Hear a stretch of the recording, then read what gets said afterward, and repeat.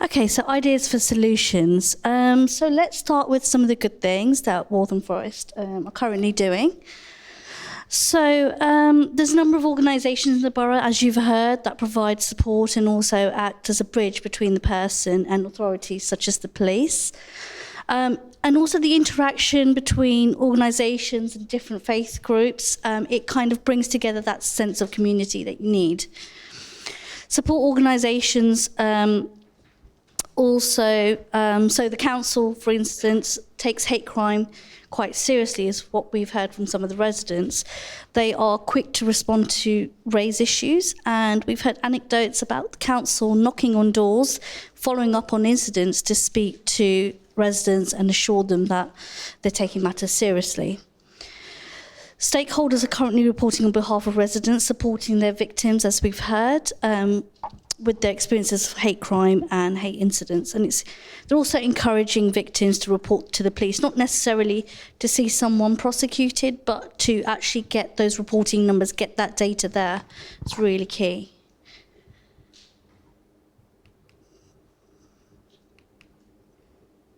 Okay, so we've got some initial ideas for solutions.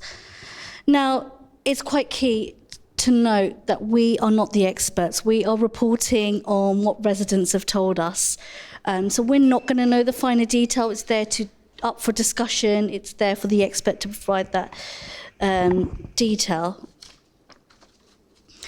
And some of these solutions, obviously, because they're just conversation starters. It's not fully formed solutions, so don't judge us.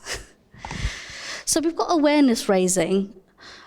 We said that many people don't know what constitutes as a hate crime, and it's important to raise, once again, it's important to raise this, it's important to get those definitions out there, advise on, have these communication campaigns, explain the process of raising and reporting. So this could be in the form of council newsletters, posters, billboards. Let's make reporting known, make it as well known as dialing 999 or 101, put leaflets through people's houses on what they can do.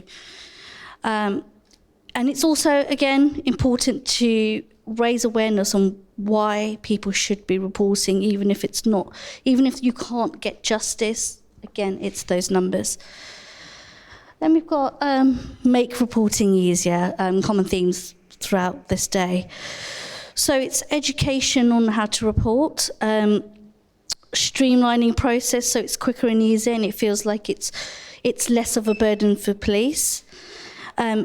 Educate that it's important to do, and when people find out that it's not only legal for a follow-up but also for data gathering, they kind of see the point in reporting. And reporting to another body, so not necessarily the police, for example, the council. So one of the ideas was perhaps an online app. Some people said that they didn't feel that it was that serious enough to contact the police. So if there was a council online app, it makes it a lot easier. Someone's making note of it. Another example was when reporting to the council, you can report matters a lot easier. So if there's a regular occurrence, for example, in a park where people are getting harassed, maybe those people aren't comfortable in reporting it, but it's quite easy for someone to say, hey, I've noticed this happen in the park, it's a regular occurrence, could you possibly close the park at night? And that kind of takes away that pressure on that person. No one's going to get victimised on there. And again, there's another idea was campaigns from famous people from the borough, successful people in the borough, and just reinforcing that message. And then we've got education in schools and intervention. But I would say this is not just for schools, it's young and old people. So it's education to prevent hate crime from a young age. Several recognise that this is already happening. Children are growing up more exposed to different people and fewer stereotypes. Particularly, we heard that there was less issues from children in more diverse schools and as opposed to areas that are less diverse. making sure that there's mixed representations of people in different textbooks as well. And then we also have celebration of diversity meetings and occasions. And I know that the borough is holding events of bringing people together. So it's not necessarily just about diversity, it's looking at commonality. What do people have in common rather than why are they different? The safe spaces. So one of the ideas was to have these businesses such as cafes or community centres or even places of worship where you would have a logo. So if someone was being victimised or harassed, they could see this logo and they could go to this place as a point of refuge. And the understanding behind it was the people where they went to, so those businesses would have some sort of training in knowing how to deal with it, and they could take these people maybe out back, so they're away, and they could perhaps contact the police on their behalf.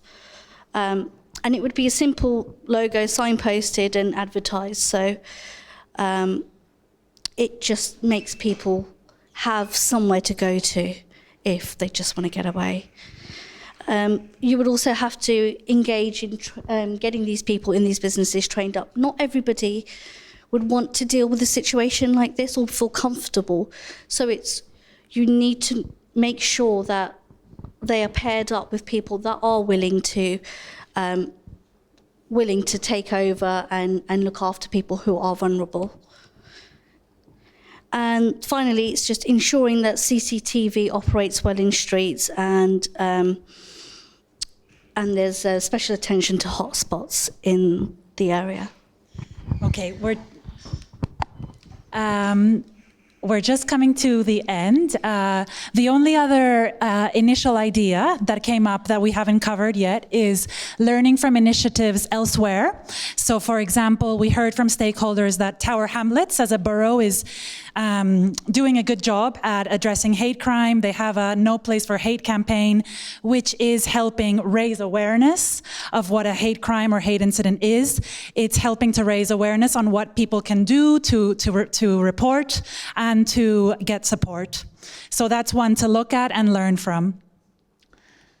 And then these are other things that residents and stakeholders put on the table as initial ideas for solutions. So advocating to bring policy and legislation up to date. As Diksha said before, we're not experts here, but the comments we got was that some of the legislation is not up to date. For example, for hate crime online, some of the laws that govern that predate the internet, just to give one example. Police processes and training, we've heard throughout the day about the loss of trust between the community and the police. We've heard about views of the police that remain today, views of the police having some racism and homophobic views. So counteracting that. And then a third area was special focus for when hate crime is happening at home. Some stakeholders said that one of the most difficult areas is hate crime at home, because home is a place where a person should feel safe. It's the one place that a person has to feel safe. So it's so urgent to address this. And what's happening now is that there's a lot of limits to what can be done, and there are cases that are put forward to the police, and the police is saying that's a housing association. The housing association is saying that's a police issue. So people are being ping-ponged, and it's not being solved as it should. So that's a special focus area. So these were all the things that we heard from residents and stakeholders, not as fully formed solutions, but as initial ideas for things to think about when we think about solving this issue. Thank you.